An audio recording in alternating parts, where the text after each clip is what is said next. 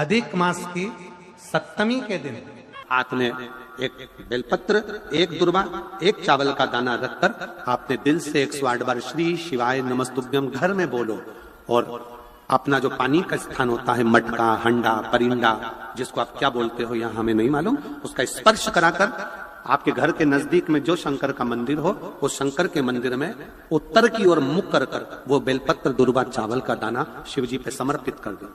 अगर लगातार 20 दिन भी आपने रोज प्रतिदिन अगर समर्पित करा है तो 21वां दिन आपका जो भी दुख है वो धीरे धीरे कटना प्रारंभ हो ही जाए। लगे 15 दिन हो गए, घर में आवक नहीं है, परेशानी चल रही है।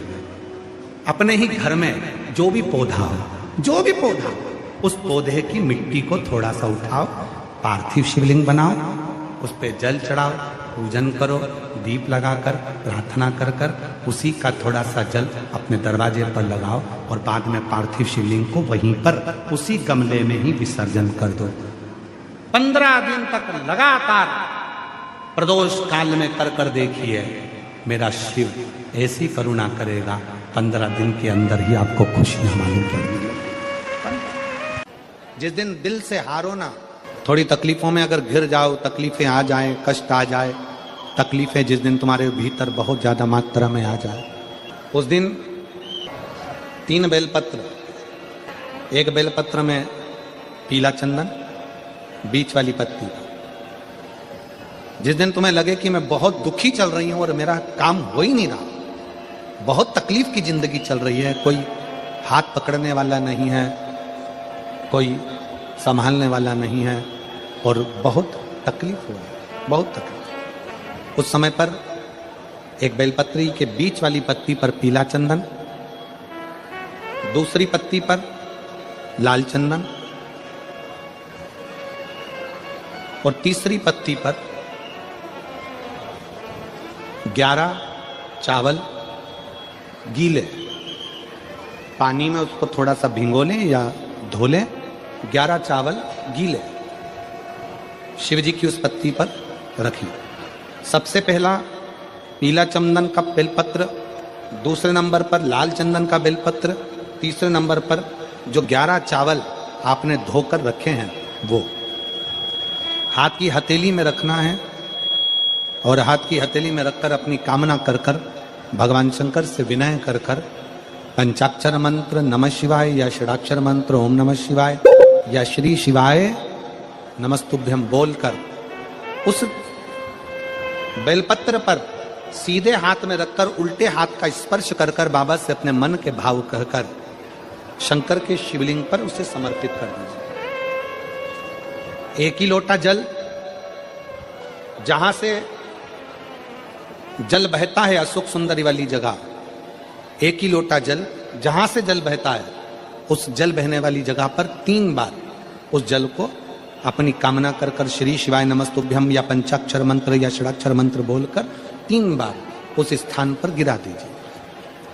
गिराने के बाद में बाबा से विनय कर कर अक्षत वाली जो बेलपत्र है, एक बेलपत्र और एक अक्षत उसमें से अपने लिए लेकर आ जाओ। उसको 2 महीना 3 महीना अपने घर में रखिए। जितना भी दुख है धीरे धीरे बाबा समाप्त कर कर खुशियां घर में लेकर आता ही तो होगा, खुशियां घर में आएगी जरूर। 5 स्थान शिव जी को चढ़े हुए जल को लगाने का। पहला स्थान बोलिए, जम के बोलो जरा, नेत्र। दूसरा स्थान कर्ण, तीसरा स्थान मस्तिष्क, चौथा स्थान कंठ और 5वां स्थान अपना हृदय। मात्र ये 5 स्थान शिव जी के चढ़े हुए जल को आप अगर लगा लेते हो तो तुम्हारे ऊपर किसी ग्रह, चाहे शनि हो, चाहे राहु हो, चाहे केतु हो, चाहे मंगल हो, कोई ग्रह आप पर भारी नहीं रह सकता। ये 5 स्थान मेरे देव अधिदेव महादेव की अविरल भक्ति के लिए, निर्मल शुद्धि के लिए है। नेत्रों पर जल लगाने से मतलब है कि जब भी मैं दर्शन करूं तो मेरे देव अधिदेव महादेव का करूं, शिव।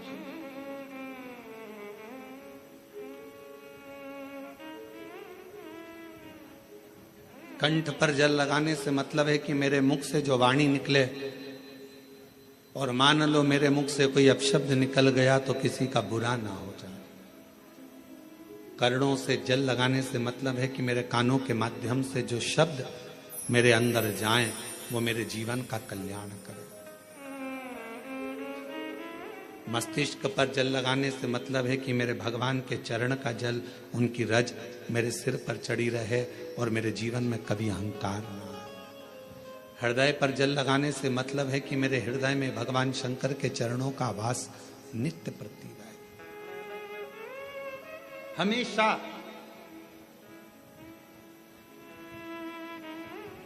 यदि घर के बच्चे ज्यादा बीमार रह रहे हैं, उनको सांस की प्रॉब्लम हो रही है, सर्दी खत्म नहीं हो रही, निमोनिया हो रहा है, बार बार उनको कफ जम रहा है, तकलीफ हो रही है, तो पीपल का छोटे से छोटा पत्ता लीजिए और एक बेलपत्री का पत्ता लेकर दोनों पत्र को अधिक मास की सप्तमी के दिन शिव जी को समर्पित कर दीजिए।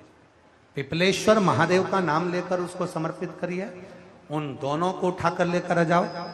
उन दोनों को जहां बच्चा रहता है उस घर में किसी भी स्थान पर उसको रख दीजिए।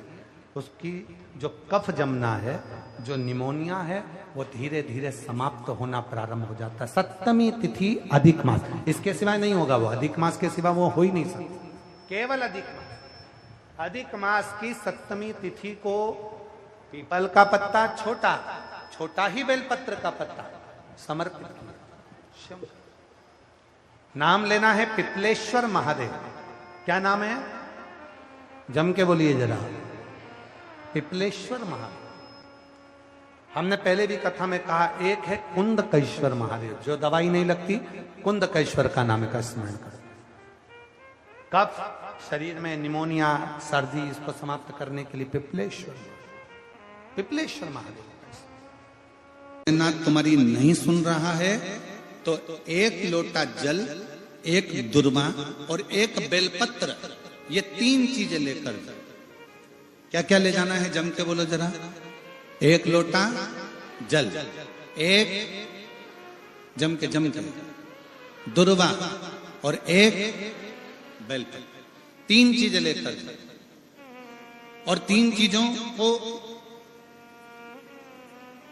सबसे पहले जो लोटा भर के जल लेकर गए हो, वो गणेश जी का स्थान जानते हो ना सब लोग?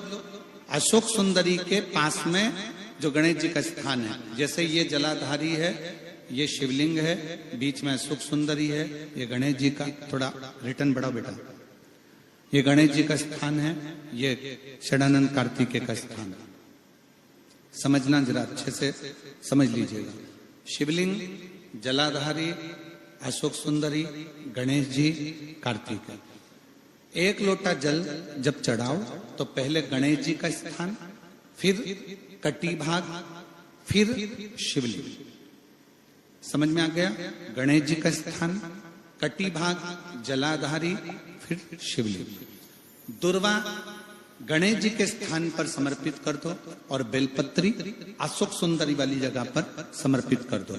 ये 3 चीजें अगर आप महादेव हो तो देवाधिदेव महादेव आपकी मन की कामना पूर्ण जरूर करते हैं, ये निश्चित। कोई पैसे नहीं दे रहा, अवश्य करें। कोई धन नहीं लौटा रहा, अवश्य करें। कहीं किसी कंपनी में आपका पैसा उलझ गया है, नहीं मिल रहा है, अवश्य करें, मिलेगा फल। लाखों रुपए डूब रहे हैं, एक बार करने में क्या जाता है, निकल आएगा पैसा। कामना कर कर कर। रविवार की अगर जाए, कौन से दिन? रविवार के दिन ये प्रयोग अवश्य कर कर देखिएगा। ज्यादा बार नहीं करना है, केवल एक ही बार करना। बाबा उस स्वयं कृपा करेगा। अगर आपको लगे कि मैंने व्यापार बदल लिया, एक बार बदला। कई लोग ऐसे भी होते हैं जो पैसा इकट्ठा करते हैं, धन एकत्रित करते हैं, और कोई व्यापार ऐसा कर लेते हैं जिस व्यापार में धन चले जाता है तो वो धन वापिस नहीं आता महाराज। वो व्यापार का धन वापिस नहीं आ पाता, तो बड़े दुखी होता है कि भाई मेरा गया हुआ पैसा नहीं आ रहा, मैं बड़ा कष्ट में हूं। मेरा खुद का ही आ जाए ना तो मैं निहाल हो जाऊं। मेरा अपना ही नहीं आ रहा जो गया हुआ है, तो मैं क्या वर्णन करूं, उसको क्या कहूं। व्यापार बदल कर देख लिए, धन भी हमारा कहीं डूब गया, आ नहीं रहा है, तो प्रयास करना 3 स्थान पर चढ़ाई गई बेलपत्र हमें सुख का अनुभव करा देती। बहुत ध्यान लगाइए। पहला, अशोक सुंदरी की जगह। अब ये बेलपत्र जब भी आप चढ़ाएंगे तो रविवार की अगर प्रदोष पड़ जाए, कौन से दिन? रविवार की प्रदोष के दिन ये प्रयोग अवश्य कर कर देखिएगा। ज्यादा बार नहीं करना है, केवल एक ही बार करना, बाबा स्वयं कृपा करेगा।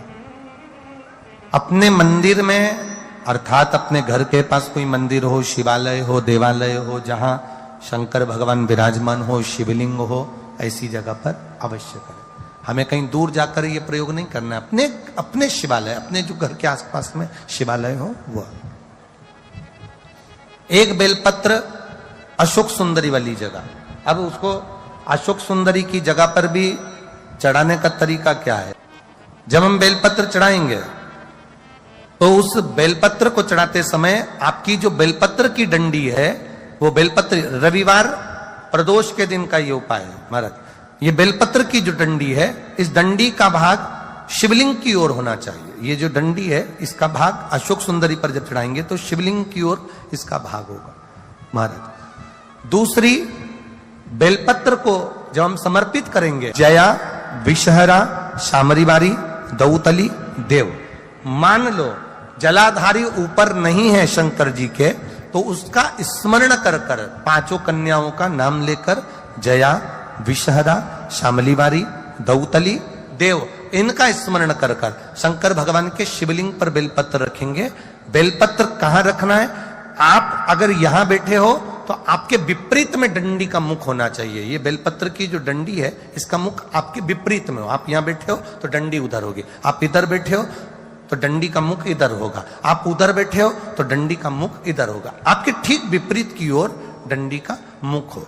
ये 2 जगह बेलपत्र समर्पित करने के बाद तृतीय बेलपत्र शिवलिंग की जो जलाधारी है, जहां पर भगवान शंकर का शिवलिंग रखा है, वहां स्पर्श कराकर, केवल छुआना है, स्पर्श कराकर बेलपत्री के पेड़ के नीचे ही कोई कंकर हो, कोई शंकर हो, या कोई मिट्टी का ढेला हो, नी हो, तो वहीं मिट्टी को थोड़ी सी ऊंची कर कर एक बेलपत्र बैठकर इस बेलपत्री की डंडी जड़ की ओर, मतलब जो वृक्ष होता है उस ओर इस डंडी का मुख होना चाहिए। ये 3 रविवार के प्रदोष के दिन शंकर भगवान पर चढ़ाई गई बेलपत्र से हमारा गया हुआ धन भी पुनः आने का रहता है, और हमारा जो व्यापार बार बार बंद हो रहा है, शिव की कृपा से एक बार चालू तो चालू हो ही जाता है। दुनिया में जाकर बोलिया है, जगह जगह जाकर प्रार्थना कर ली, निवेदन कर लिया, तो भी तुम्हारा अगर कोई काम ना बने, तब एक काम जरूर करना।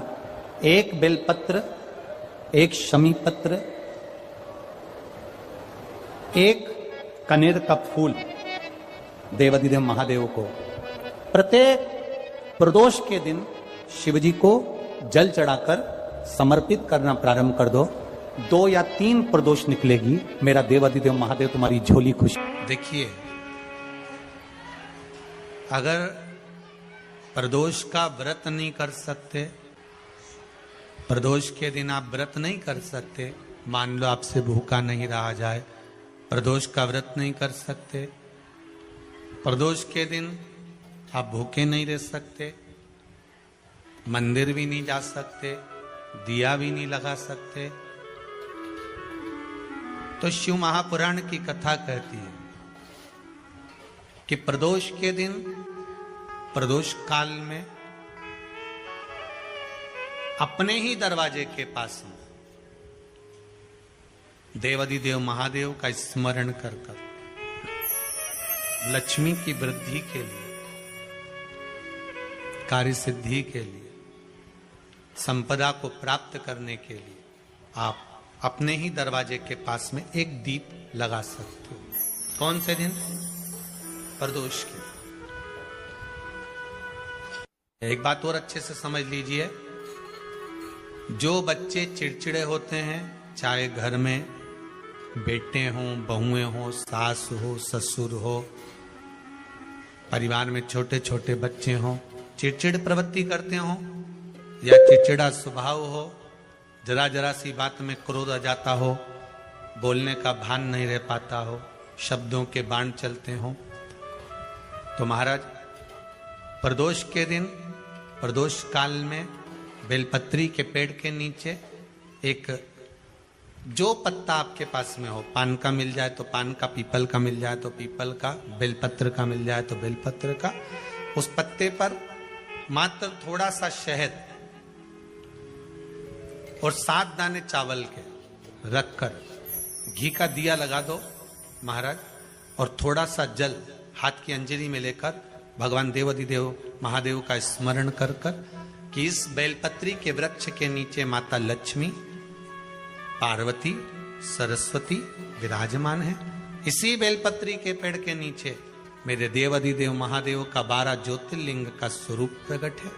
उनका स्मरण कर कर जल चढ़ा दीजिए और उसका स्मरण कर लो जो चिड़चिड़ प्रवृत्ति करता हो, क्रोध करता हो, जिसको बोलने का भान नहीं होता हो, सम्मान नहीं देता हो, अपशब्द कहते हो, उनका स्मरण कर कर आप छोड़ेंगे। एकदम एक प्रदोष करेंगे, दूसरे प्रदोष तक तो आपको कोई दिक्कत ही नहीं होगी। 2-3 प्रदोष कर कर देखिए, बाबा कृपा करें। बच्चों को पढ़ने का कह रहे हो, पढ़ने बैठो, पढ़ने बैठो, पढ़ने बैठो, पढ़ने बैठो, तो एक आध प्रयास बच्चों के लिए भी कर लिया करो कि भाई ठीक है, बच्चे लोग विद्या में प्रबल होंगे।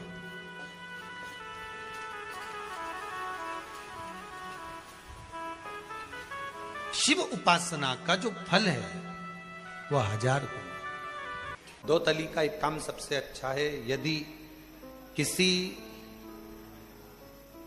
लड़का लड़की ने आपस में विचार कर लिया कि तलाक हो रहा है और लड़की ने या लड़के में से किसी एक ने विचार कर लिया कि मुझे तलाक नहीं लेना है, मुझे तो इसी वर के साथ में या इसी कन्या के साथ में रहना है, और अगर 2 बेलपत्र, 2 दुर्वा, 2 कनेर के पुष्प हाथ में लेकर 1 लोटा जल शिवजी को समर्पित कर कर अगर 2 तली का नाम लेकर ये एक साथ शिवलिंग पर चढ़ा दिए जाएं, तो वो प्रदोष के दिन अगर इसको चढ़ाया गया है तो लड़का लड़की का तलाक नहीं होता, आपस में प्रेम बनना प्रारंभ हो जाता है।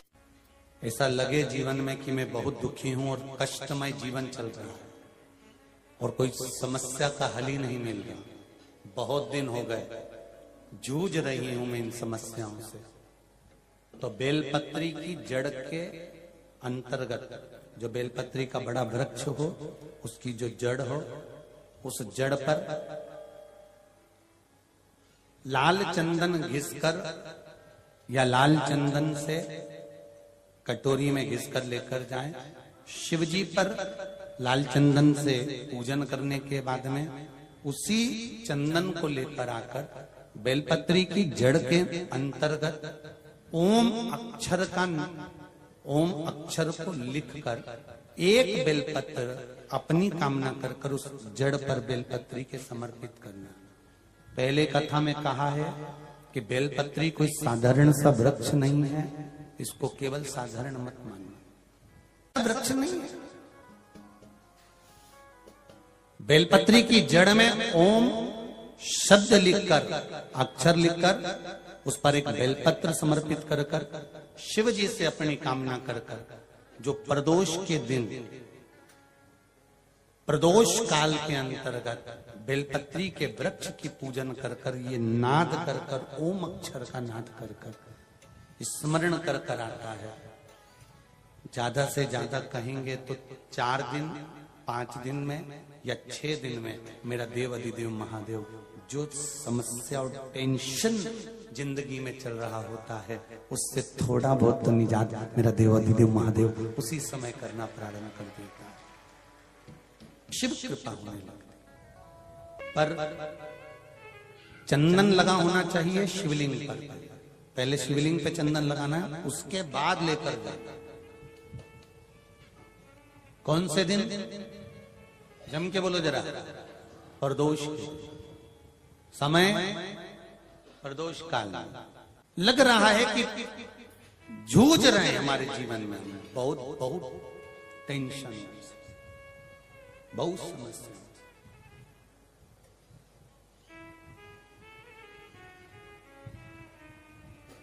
तब ओम अक्षर का नाद मूल होना चाहिए। आप में से कितने लोग शिव मंदिर जाते हैं? सभी लोग जाते हैं ना। तो शंकर जी के मंदिर जाते हैं तो आप जब वापिस लौट कर आते हैं तो नंदी के कान में, जब हम नंदी से कुछ कहते हैं, आप लोग जब वापिस लौट कर आते होंगे तो नंदी से कहकर आते होंगे ना कुछ लोग। तो जब हम नंदी से कुछ कहकर आते हैं, आपने देखा होगा कई लोग नंदी के कान में कुछ कहते हैं, फिर नंदी का जो सींग होता है उस सींग के बीच में से शिवलिंग का दर्शन करते हैं। तो नंदी को जब कोई बात कही जाती है, नंदी से जब कुछ कहा जाता है कि हमारी बात शिवजी तक पहुंचाना, तो उसमें सबसे पहला अगर नाद करा जाता है नंदी के कानों में, तो ओम का नाद करा जाता है। आप सीधे जाकर अगर कहेंगे नंदी को कि हमारी ये बात है, आप वहां तक पहुंचा देना, तो नंदी उस बात को कहे चाहे नहीं कहे, पर जब आप नंदी के कान में ओम कहने के बाद में अपने हृदय की बात कहते हैं, तो जैसे एक पत्र आपने भेजा और पत्र को तुमने लिफाफे के अंदर रख दिया, रखने के बाद में तुमने एड्रेस भी लिख दिया, समझ लेना बहुत अच्छे से। एड्रेस लिखने के बाद में तुमने अपना मोबाइल नंबर भी लिख दिया, सब कुछ कंप्लीट कर दिया। अब इस लिफाफे को तुमको भोपाल भेजना है सागर से, और तुमने ले जाकर इस लिफाफे को डाकघर के डब्बे में डाल दिया। लिफाफा जाएगा, जम के बोलिए, एड्रेस पूरा लिखा है, पीछे तुम्हारा नाम भी लिखा है, मोबाइल नंबर भी लिखा है, सब कुछ लिख दिया, पर लिफाफा जाएगा नहीं। क्यों नहीं जाएगा? क्योंकि उस पर टिकट चिपका नहीं है। 15 पैसे का, 10 पैसे का, 25 पैसे का, या 1 रुपए का, या 2 रुपए का, उस पे अगर कोई टिकट चिपका होता, फिर आप उसको डालते तो जाता कि नहीं जाता? चले जाता। ये ओम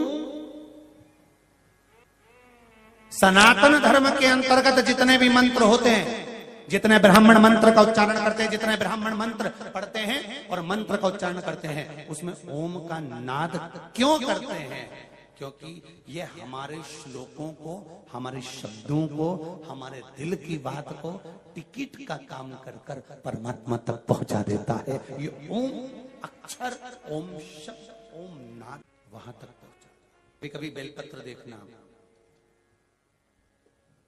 जब बेलपत्र आप समर्पित करते हैं तो ऊपर वाली जो पत्ती होती है उस पे ओम लिखते हो। कई किसी को लिखते हुए देखा होगा, चंदन से, पीले चंदन से, लाल चंदन से। सबसे मूल 3 पत्तियों में बीच वाली जो पत्ती उस पे ओम लिख दिया, फिर इधर वाली में लिख दिया नमः, इधर वाले में लिख दिया शिवाय।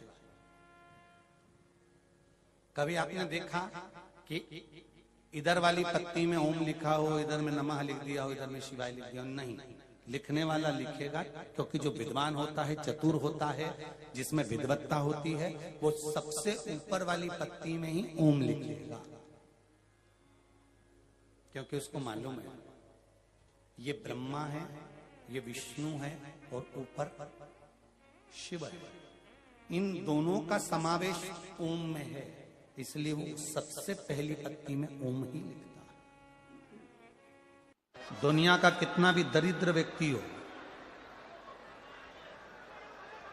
चाहे दुनिया का कोई व्यक्ति ऐसा हो जिसका कभी व्यापार चलता ही नहीं हो, उसने 50 बार बदल के देख लिया, फैक्ट्री चली नहीं रही, जिस काम को करने के लिए जाते हैं वो काम टल जाता है, आज की जगह कल, कल की जगह परसों, परसों की जगह नरसों, काम होता ही नहीं। बेटा बेटी का संबंध करने जा रहे हैं पर हो ही नहीं रहा।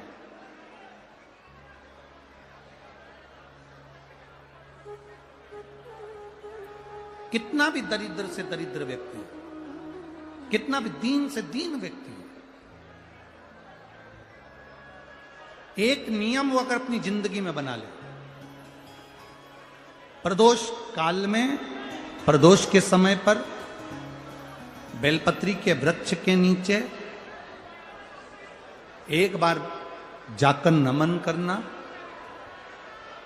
और प्रदोष काल में शंकर भगवान के मंदिर में दिया लगाना। ये दो चीजें अगर वो 3 महीना भी लगातार कर ले तो उसके जीवन में कभी कोई समस्या आ ही नहीं सकती, कोई दुख आ ही नहीं सकता।